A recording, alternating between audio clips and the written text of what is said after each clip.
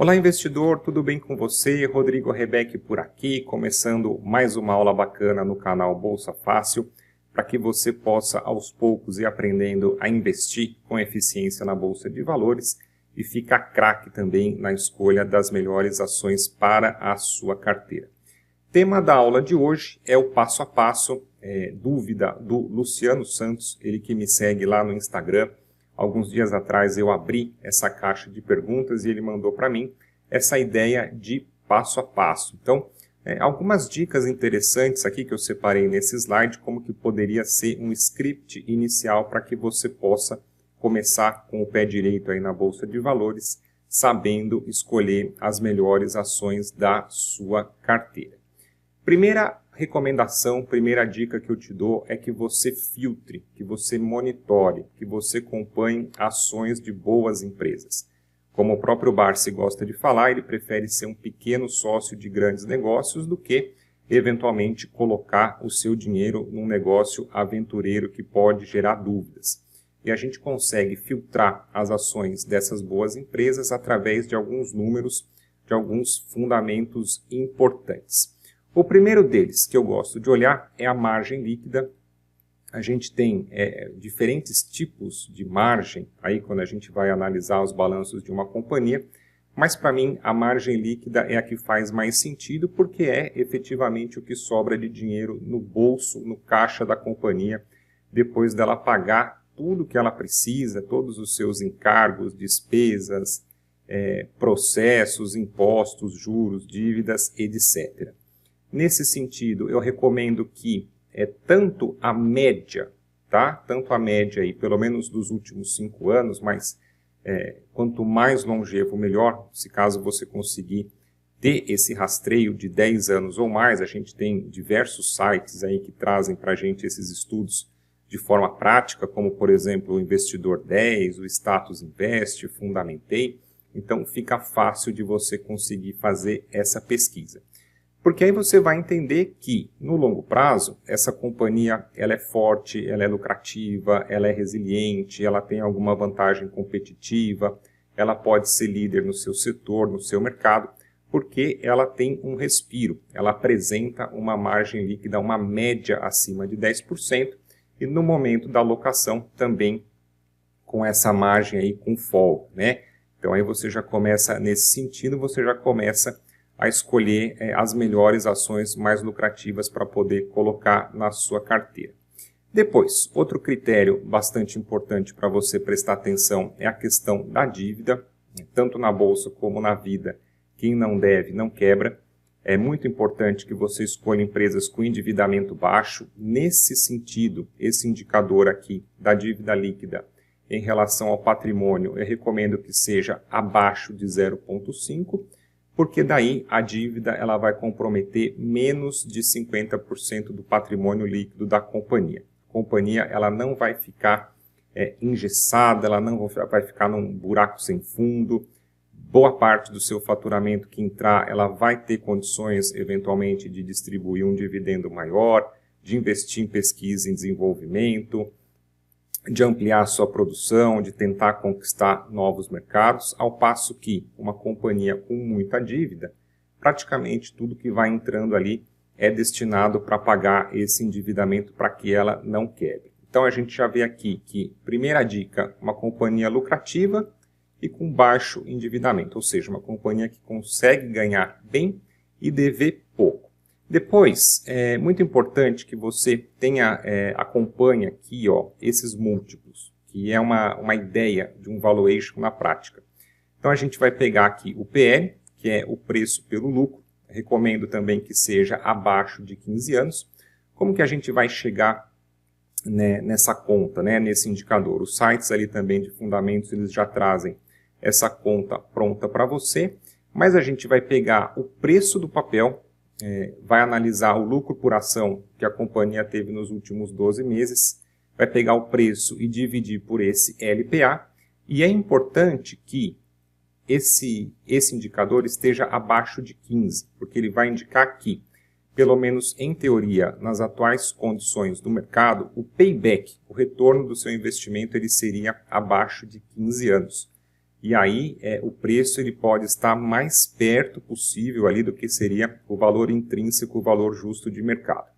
Eu particularmente não gosto de investir em companhias com PL acima de 15, porque aí a gente já, na média, assim, na confluência dos fatores, você vê que você pode estar pagando muito caro por aquele papel no momento. Um outro indicador também bastante prático, inteligente e eficiente de valuation é o PVP, onde você vai ter uma ideia do preço em relação ao valor patrimonial. Valor patrimonial eu acho muito importante porque você vai pegar o patrimônio líquido da companhia, ou seja, efetivamente o que a companhia vale de dinheiro naquele momento, porque o patrimônio líquido é o que sobra de dinheiro depois de descontar tudo, e você dividindo o patrimônio líquido pelo número de ações, você vai ter o valor patrimonial. Uma vez você tendo o valor patrimonial, aí você pode pegar o preço, dividir pelo valor patrimonial, para você chegar nesse coeficiente, nesse indicador, que eu recomendo também que esteja abaixo de 2. Por quê?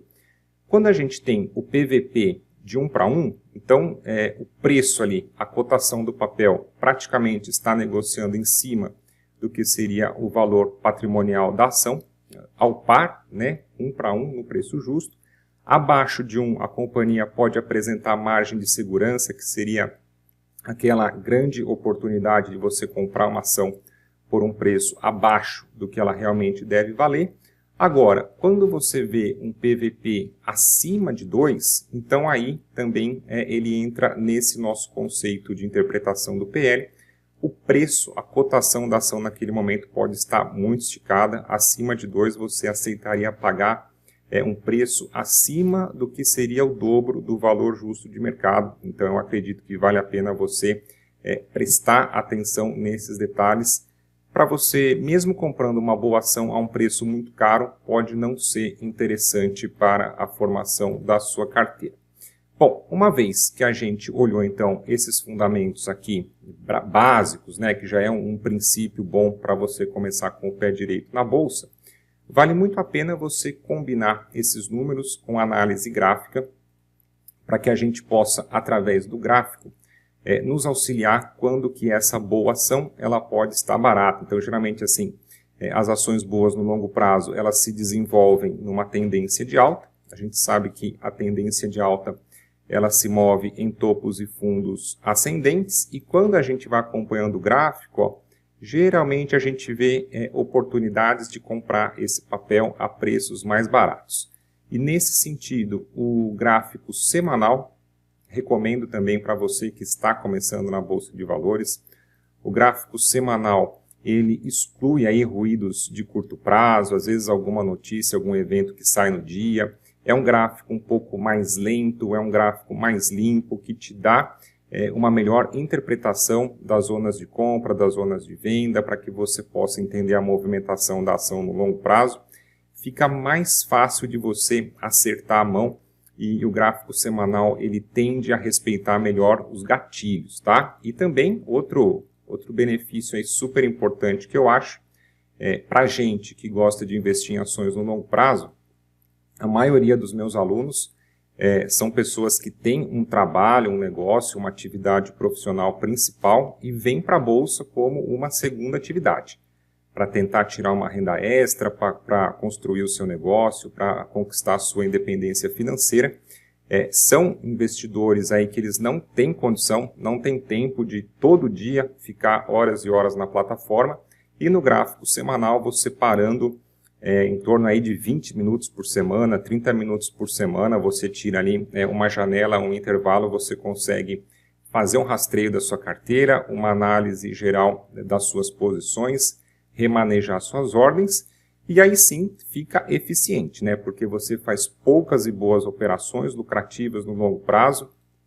A ideia da gente comprar uma ação boa quando ela está barata para poder surfar a valorização e também bons dividendos ao longo do tempo. Essa é a ideia, né? Essa é a ideia aqui do Buy and Hold, que eu venho para finalizar essa aula.